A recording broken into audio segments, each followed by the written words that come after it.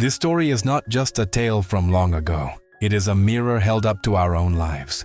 It asks us to pause, to look inward, and to question the way we measure happiness. Many of us believe that our unhappiness comes from what we lack, but often it is born from something far more subtle, the inability to appreciate what we already have. This story unfolds slowly, but its meaning reaches deep into the human heart. Once upon a time, there was a king who ruled a prosperous kingdom. He had everything a man could possibly desire: vast lands, loyal subjects, endless wealth, and unquestioned power. His palace was grand, his clothes were luxurious, and his table was always full of the finest food. Yet, despite all of this, there was a strange emptiness within him. He often felt restless, as though something important was missing, though he could not name it. One morning, seeking relief from his unease, the king decided to go for a long walk through the countryside. Accompanying him was his most trusted minister, a man known throughout the kingdom for his sharp intellect and deep understanding of human nature. As they walked beyond the palace walls, the scenery changed. Golden fields stretched as far as the eye could see. Birds sang freely, and the air felt lighter than it ever did inside the palace. As they continued, the king noticed a small, humble house on the edge of a field. Outside the house stood a poor farmer, his wife, and their young child. They were laughing together,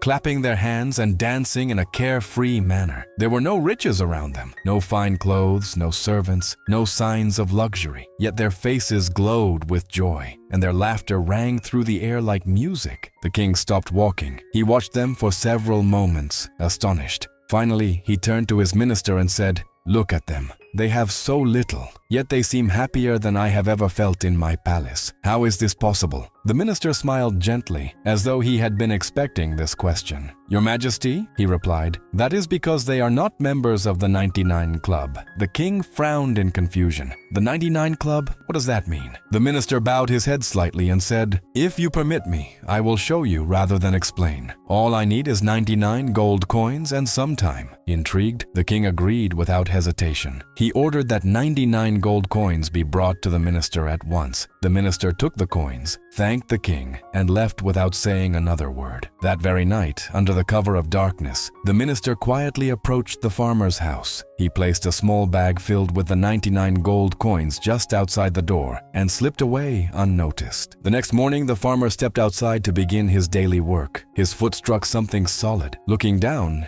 he saw the bag. Curious and cautious, he opened it and froze. Inside were gold coins, shining brilliantly in the morning light. His heart began to race. He called out to his wife and child, and together they poured the coins onto the ground. They counted them once, then again, then a third time. Each time, the result was the same: 99 gold coins. The farmer felt a surge of excitement, followed immediately by confusion. "Why 99?" he muttered to himself. "Why not 100? Why leave it incomplete?" Until that moment, the farmer had been content with his simple life. He worked hard, earned enough to survive, and returned home each day grateful for what he had. But now, a single thought took root in his mind. "Just one more coin," he told himself. "If I can get just one more, everything will be perfect." From that day on, the farmer changed. He began working longer hours, pushing himself beyond exhaustion. He stopped laughing as much. He stopped spending time with his family. His mind was always occupied with calculations: how to earn more,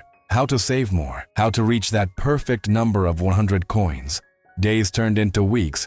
One afternoon, his wife used 2 coins to buy necessities for the household. That evening, when the farmer counted the coins and found only 97, his anger exploded. He accused his wife of being careless and wasteful. She tried to explain, but he refused to listen.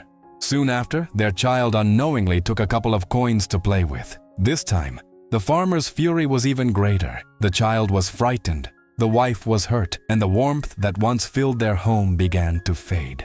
Arguments replaced laughter. Silence replaced joy. The farmer, who had once felt rich in spirit, now felt poorer than ever, despite having far more than he ever had before. 6 months passed. One day, the minister led the king back to the same place. The house was still there, the fields unchanged, but the people were different. The family was arguing. Their faces were tense, their voices sharp. The happiness the king had once witnessed was completely gone. The king felt a deep sadness and turned to the minister. "Now I understand," he said quietly. "Tell me, what is the 99 Club?"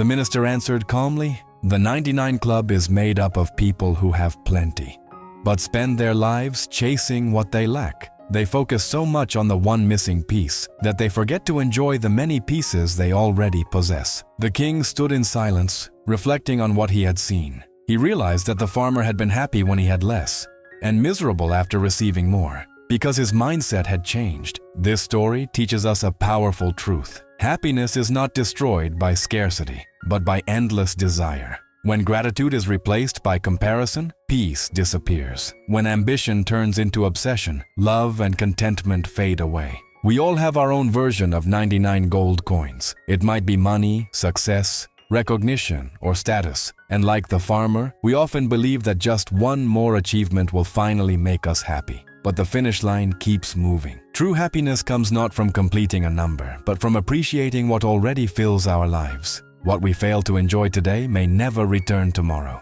Unused blessings are wasted blessings.